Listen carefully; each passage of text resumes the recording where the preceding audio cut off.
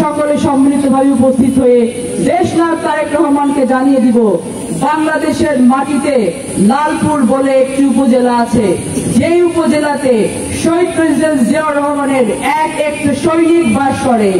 যেই লালপুর উপজেলাতে ভারপ্রাপ্ত চেয়ারম্যান তারেক রহমান ঘোষিত 31 দফা মানুষের কাছে পৌঁছে দেওয়ার জন্য একটি সৈনিক কাজ করে। আমরা কি পৌঁছে দিতে পারবো সেদিন?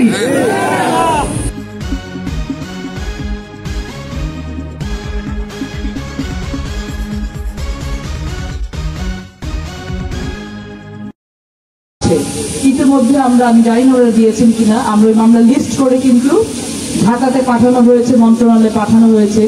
যদি কোনো মামলা এখনো বাদ থেকে থাকে আপনারা সেইগুলো ওনারা পাঠিয়েছেন বলছেন, তারপর যদি কোনো মামলা বাদ থেকে থাকে সেই মামলাগুলো আমরা যেন অবশ্যই মন্ত্রণালয়ে পাঠিয়ে রাখি। যদিও এখন পর্যন্ত আমি শুনিনি কোনো মামলা উইথড্র করা হয়েছে, যদিও বর্তমান সরকার ক্ষমতা নেওয়ার পরে, ক্ষমতা বা দায়িত্ব গ্রহণ করার পরে উনি প্রথম যেই অঙ্গীকারটা এই দেশের জনগণের কাছে করেছিলেন সেটা ছিল যে যত রাজনৈতিক মামলা আছে সকল মামলা উইথড্র করা হবে, কিন্তু এখন পর্যন্ত কোনো মামলা উইথড্র করা হয়নি।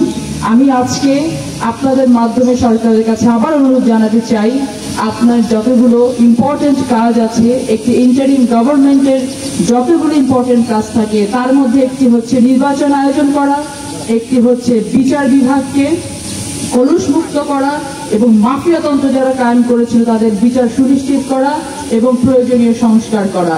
তার মধ্যে আপনি আরেকটি অঙ্গীকার এই দেশের মানুষের কাছে করেছিলেন, যে গত 15-16 বছর ক্ষমতা পরিচালনার দায়িত্ব প্রাপ্ত হয় তাহলে এই প্রতিটা গুমের, প্রতিটা ক্রস ফায়ারের, প্রতিটা দুর্নীতির, প্রতিটা চাঁদাবাজির বিচার আমরা করবো বলে নিশ্চিত করব আগামী 15ই জুন লালপুর হাই স্কুল মাঠে। আপনারা সবাই সেই আওয়াজ আমাদের ভারপ্রাপ্ত চেয়ারম্যানকে পৌঁছে দেওয়ার জন্য কি সম্মিলিতভাবে সেখানে উপস্থিত হবেন সকলে? আমরা সবাই মিলে সমস্যায় বলি 15ই জুন আমরা লালপুর স্কুল মাঠে সকলে সম্মিলিতভাবে উপস্থিত হয়ে দেশনায়ক তারেক রহমানকে জানিয়ে দিব, বাংলাদেশের মাটিতে লালপুর বলে একটি উপজেলা আছে, যেই উপজেলাতে শহীদ প্রেসিডেন্ট জিয়াউর রহমানের এক সৈনিক বাস করে। যেই লালপুর উপজেলাতে ভারপ্রাপ্ত চেয়ারম্যান তারেক রহমান ঘোষিত 31 দফা মানুষের কাছে পৌঁছে দেওয়ার জন্য একটি সৈনিক কাজ করে। আমরা কি পৌঁছে দিতে পারবো সেদিন?